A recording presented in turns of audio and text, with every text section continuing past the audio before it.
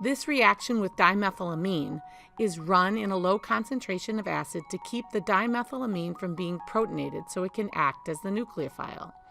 The amine attacks the ketone and then acts as the proton transfer agent to add protons to the resulting oxygen atom. When 2 protons have been added to the oxygen, it is a good leaving group. It's water.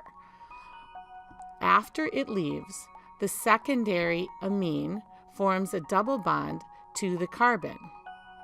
The final step is deprotonation at the alpha position to form a double bond between carbons and a single bond to the nitrogen, thus making an enamine.